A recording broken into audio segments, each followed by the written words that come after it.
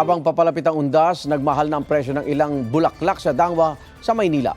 Sinita naman ng DTI ang ilang overpriced na tubig na binebenta sa ilang bus terminal. May unang balita si Bernadette Reyes. Perfect na pamatid-uhaw ang malamig na tubig sa dadalaw sa sementeryo at mga bibiyahe ngayong undas. Pero baka masamid kayo sa nabistong presyo ng DTI sa ilang nagtitinda malapit sa ilang bus terminal. Ang mahigit 15 pesos dapat na litro binibenta ng 25 pesos. Binigyan na sila ng letter of inquiry para pagpaliwanagin. Hindi natin ididikta yung presyo.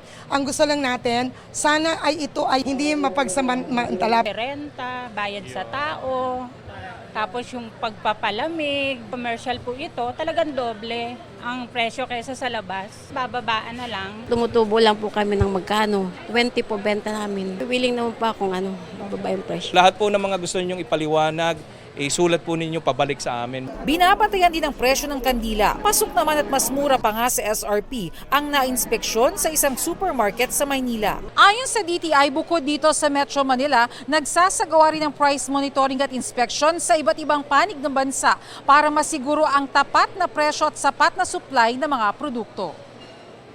Nagmahal naman ang mga bulaklak sa Dangwa sa Maynila, bagamat hindi pa raw sobra-sobra ayon sa DTI. Mungkahi ng mga nagtitinda para makatipid. Potted moms na lang, ma'am. Mga ganito at least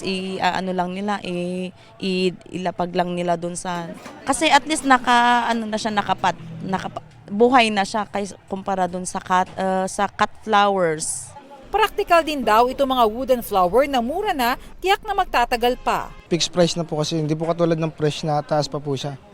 Pero kung mahigpit ang budget, hindi naman kailangang mahal ang pag-alala sa mga yumao. Nangingi ako sa mga amo ko, yung mga luma, i-arrange na lang, kaya yung gagawin na lalagay sa paso. Mula sa tinipid namang baon ng ipinambili ng estudyanteng si Mariah sa 100 peso potted moms. Siyempre gusto po namin may ibigay talaga. Pwede tayong bumili ngayon kasi sinasabi na maaaring tumaas ito habang maraming tao ang bibili ng bulaklak.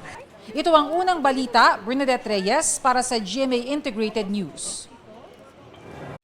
Mga kapuso, para una ka sa mga balita, mag-subscribe sa GMA Integrated News sa YouTube. Sa mga kapuso abroad, subaybayan niyo po kami sa GMA Pinoy TV at sa www.gmanews.tv.